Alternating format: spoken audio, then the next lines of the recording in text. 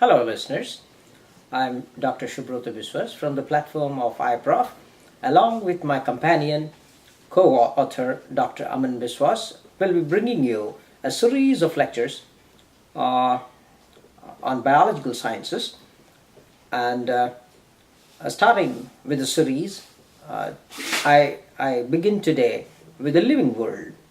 In fact, most of us are curious to know what is life all about. Same was the case when long back, from the times of Babylonia and the Egyptians and the Greeks, they had clearly indicated inclination to know about science. And it was during those times that the great, the evergreen and ever great Aristotle began. He, in fact, wanted to group the animals and the plants into various groups. In doing so, he really formulated a wonderful idea. In fact, he could be regarded as the founder to the classification or the taxonomical studies. He really gave two beautiful groups.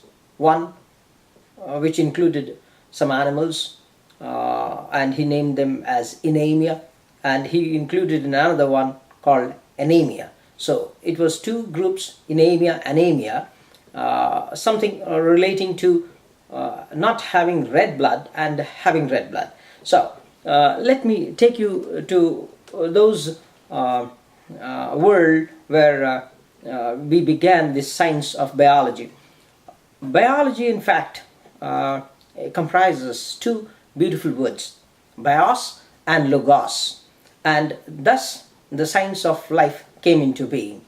And if at all asked who coined the word, obviously you must know that it was Lamarck and Treviranus. That was way back in 1802 that they coined this lovely term, biology, the science which deals with three spheres, major I would say.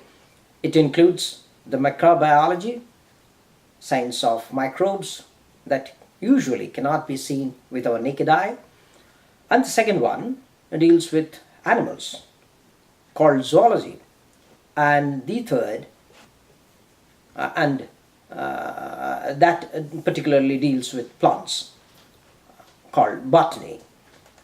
And Aristotle, while he was attempting to classify the living organisms, perhaps he was meaning to those animals containing red blood as Enamia, and perhaps he was corresponding to the vertebrates, and the other group included the invertebrates without having the red blood cells or the red blood in toto.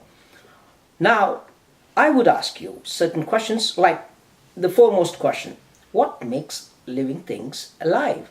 Or for that matter, the question could be, what are the characteristics of a living thing? There are several of them, and all clustered together only can be given or addressed for the living things. One isolated character cannot reflect that it is living or non-living. For example, if you put the key into the ignition and you start the car, it does respond to your keys. But in totality, it is not life.